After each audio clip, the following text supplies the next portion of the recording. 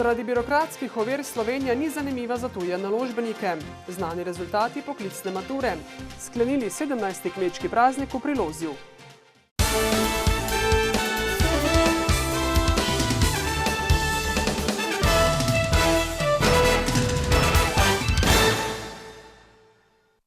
Dober dan. Zaradi birokratskih ovir Slovenija ni zanimiva za tuje naložbenike, ugotavljajo v Sava projektu Krško.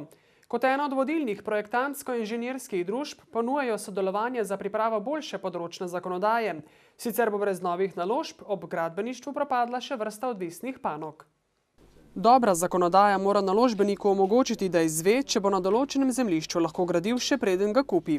Brez tega ni resne firme, ki bo prišla iz tujine, rekla, jaz bom pa 20 milijonov evrov zapravila, ampak če bom pa dobila gradbeno dovoljenje, bom pa še lepo izvedla, koliko bom za njega zaprosila. Katastrofa. Včasih je obstajalo lokacijsko dovoljenje, ki je pomenilo rezervacijo prostora ne glede na lastništvo.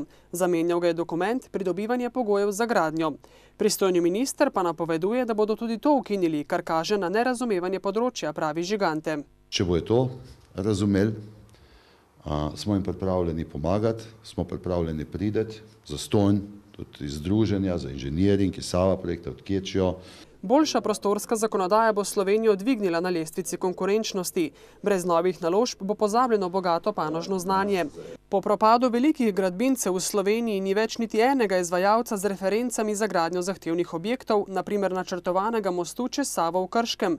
Posledice krize so vidne na vsakem gradbišču, pravi Aleš Plestenjak. In se odražajo kot padec kvalitete na področju celotnega kroga investicij, tako od faze priprave na investicijo projektiranja vse do faze izvedbe. Sava projekt seveda ni izvzet iz kriznih razmer, čeprav ima zaradi celovitosti svojih storitev nekoliko več naročil od konkurence. Vendar delajo krepko pod ceno, nad vodo pa se držijo zaradi rezerve, ustvarjene v obdobju debelih krav, pravi direktor Žigante. V Semiču še vedno vre. Člani tamkajšnje civilne iniciative so konec minulega tedna zbrali in predali semiški župani Poloni Kambič 588 podpisov proti postavitvi obrata za predelavo odpadnih pnevmatik. Skupina občinskih svetnikov pa zahtevo za sklic izredne seje občinskega sveta. Na njej naj bi na zahtevo 8 občinskih svetnikov razveljavili na prvi izredni seji sprejeti sklep občinskega sveta. To se pravi, da naj bi preklicali, da se soglasje ne izdaja k prenosu zemljišč iz podjetja Motvos na novo podjetje, ampak da bi občina uveljavila predkupno pravico. Kar pomeni, da bi občina odkupila zemljišče v industrijski coni, ki ga je pred leti prodala Motvozu in tako onemogočila postavitev tovarne Green Line Oil. Ampak moramo verjeti, da je ta znesek resnično velik in pa seveda še je potrebno davek odvesti državi, nekje okrog 100 tisoč evrov bi se to vrtelo. V občinskem proračunu teh sredstev nimajo, pravi županja, ki se tudi sprašuje, komu bodo potem sploh lahko prodali zemljišče. Kako bomo preverjali, ali je kateri od njih primeren potem za k nam, kajti do sedaj teh zadev niti nismo preverjali, veseli smo bili vsakega podjetnika, ki se je odločil v naši industrijski coni graditi in seveda odpreti nova delovna mesta. Sicer pa je županja na zahtevo skupine občinskih svetnikov že sklicala drugo izredno sejo, ki bo v četrtek. Dijaki, ki so poklicno maturo opravljali v spomladanskem roku od 29. maja do 23. junija, so danes na šolah izvedeli, kako so se odrezali. Na novomeškem šolskem centru so svečano podelili spričevala dijakom in dijakinjam srednje zdravstvene in kemijske šole. Spomladansko poklicno maturo je opravljalo 235 maturantov in je uspešno končalo 225, od tega 58 z odliko. To nisem pričakovala, res ne, da bi bila zlata. Upala sem na najboljše, ampak da bi bila zlata, to pa res nad pričakovanji. Jaz sem imela pač dober občutek, da bo pa zlata, to pa ne. Neuradno so se njihovi maturanti odrezali najbolje v državi, je poudaril ravnatelj srednje zdravstvene in kemijske šole Miran Grom. Pa tudi v prihodnje je zanimanje mladih za njihove programe. Ta interes se tudi seveda pozna na rezultatu, ker sprejemamo relativno dobre dijake, ki se lahko primerjajo z gimnazijo in če sam povem primer, da je v bistvu letos imamo 11 zlatih maturantov. To je pomen tisti, ki so osvojili 22 oziroma maksimalno 23 točke. Letos je sicer končala šolanje prva generacija kozmetičark, na šoli pa izobražujejo še za farmacevtskega in kemijskega tehnika ter srednjo medicinsko sestro in srednjega zdravstvenika. Vrhunec pestrega tritedenskega in s številnimi tudi množično obiskanimi prireditvami zaznamovanega Knobleharjevega 17. škocjanskega občinskega praznika je bila slavnostna seja tamkajšnjega občinskega sveta ter podelitev občinskih priznanj. V zgodovino škocjanske občine se je z delom in dosežki na različnih področjih vpisalo 6 prejemnikov občinskih priznanj, med njimi 3 predstavnice nežnejšega spola. Tega sem vesela, da so tudi opazili to moje delo, prostovoljno delo, tako da je pa to seveda zdaj tudi ena obveza za naprej, da bo treba verjetno še bolj delati ali pa vsaj tako vztrajati pri tem. To ni samo moje priznanje, ker brez mojih dobrih prostovoljk, ki pridno, neutrudno delajo z mano, tudi tega priznanja ne bi bilo, mislim, da ne. Ker v glavnem mislim, da sem si to priznanje nekako zaslužila kot prostovoljka pri Rdečem križu. Ne morem opisati vseh občutkov, kaj mi to priznanje pomeni, ne? Pač glavno tega pa je, da imam podporo iz strani krajanov, občine in da bomo šli naprej z novimi močmi. Ne? Pomeni mi veliko, ne vem, kako bi se izrazil. Malo sem presenečen tudi vse skupaj, ampak sem zelo vesel tega priznanja. Občinsko priznanje sta prejeli še prostovoljno gasilsko društvo Dobrava in prostovoljno gasilsko društvo Grmovlje. Dosežki v minulem letu in navkljub neugodnim gospodarskim razmeram ter pogosto neživljenjski zakonodaji, ambiciozni, a realni načrti ter pozitivno vzdušje v občini pa so bili rdeča nit županovega slavnostnega nagovora.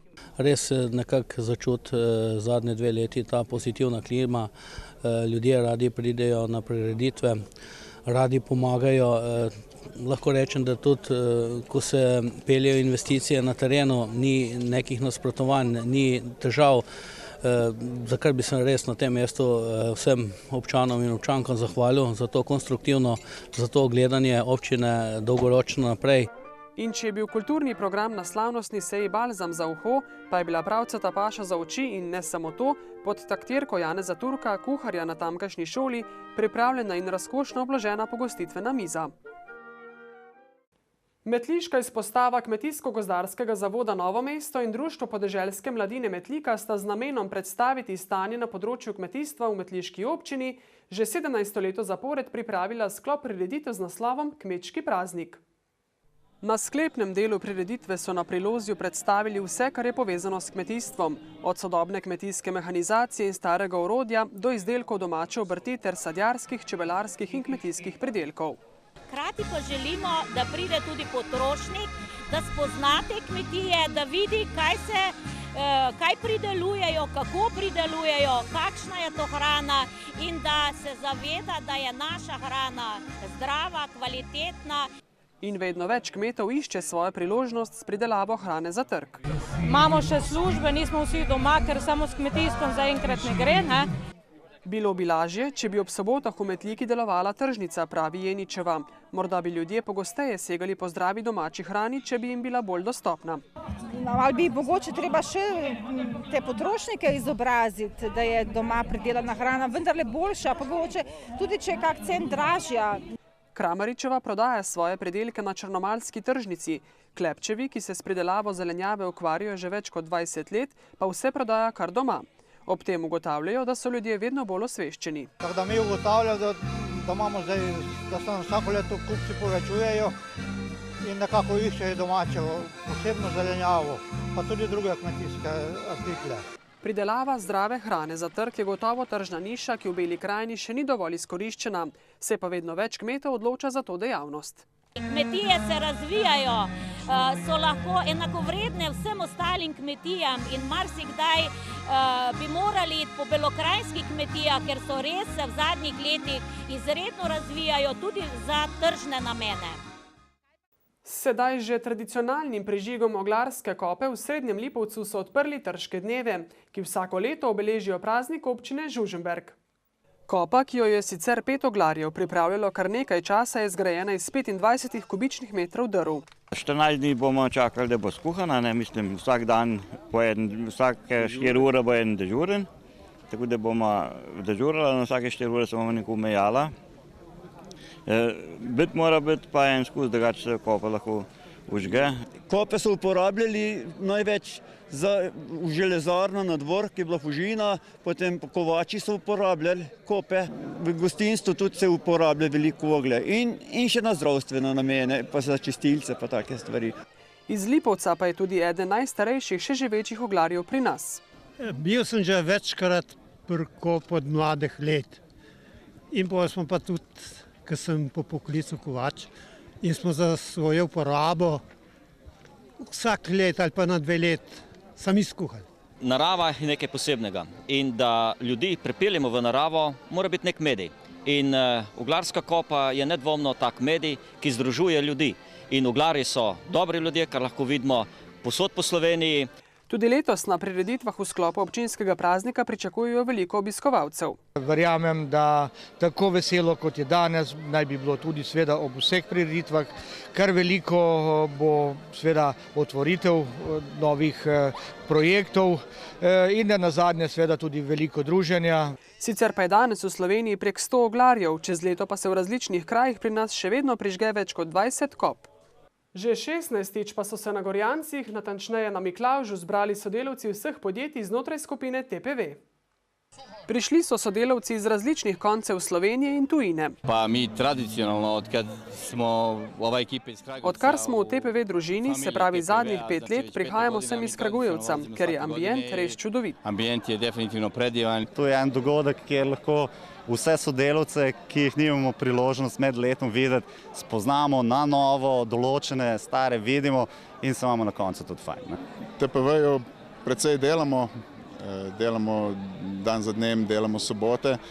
In ena sobota je pa tudi tista, ki pomeni, da se dobimo z vseh lokacij, da se družimo, ne poslovno, da smo prijatelji. Ja, to je sestavni del zavednosti, družbene odgovornosti in prav gotovo zaposleni so najbolj pomembni pri tem in naši zaposleni prav gotovo so vredni tega in oni tudi vračajo to zaupanje. Poleg sproščenega druženja pa so se sodelavci TPV-ja kot vedno pomerili v bolj ali manj tekmovalnih športnih panogah. Veselo je bilo tudi na Mirni, saj so v Društvu za šport, kulturo in turizem Partizan Mirna pripravili drugo prireditev Mirna v gibanju. Športni navdušenci so se na igriščih pri tamkajšnji osnovni šoli pomerili v igranju malega nogometa in košarke. Z dogodkom so želeli spodbuditi gibanje skozi vse leto, sicer pa je bil celodnevni športni dan namenjen predvsem druženju športnih navdušencev. Letos smo samo košarko in nogomet, saj za odbojko na mivki ni bilo dosti ekip. V bistvu bomo pa enkrat drugič bomo pa še pripravili odbojke na mivki, zato da še tiste pokale podelimo. Smo kar zadovoljni. Dosti ekip prijavljenih bilo v košarki pa nogometu. Mogoče nam primanjkuje v bistvu edino odbojka, ni bilo neki interesa, tako da odbojke letos ni bilo. V nogometu se je pomerilo 10 ekip z Dolenjske in Bele krajine, v košarki pa 8 ekip predvsem domačinov. Tokrat so se sicer po igrišču podili le predstavniki moškega spola. Ja, mogoče naslednje leto, da bomo poudarek na odbojki, da bi organizirali, da bi se tudi punce udejstvovale teh športnih aktivnosti, bomo razmislili. Društvo sicer deluje na več področjih. Širimo se tudi čedalje bolj na kulturno področje, tudi na turistično področje. Kje bomo pa prispeli, bomo pa videli čez čas. Dogodek Mirna v gibanju je sicer njihova največja športna prireditev, na kateri so bili letos v brcanju žoge najboljši GM Tonči, v metanju na koš pa Fotri. Toliko v tokratnem izboru novic. Pred nami je menda za kakšno stopinjo bolj svež torek. Najprej pa prijeten večer in nasvidenje.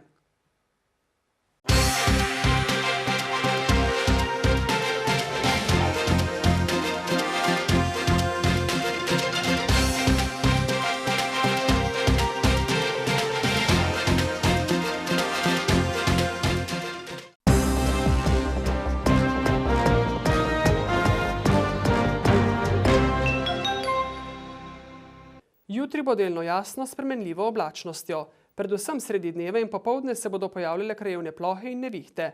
Manj verjetne bodo ob morju ter v vzhodni Sloveniji. Najnižje jutranje temperature bodo od 14 do 20, na planotah Notranjske okoli 11, Najvišje dnevne od 23 do 30, na Primorskem do 33 stopinj. V sredo bo delno jasno s spremenljivo oblačnostjo. Predvsem sredi dneva in popoldne se bodo pojavljale krajevne plohe in nevihte.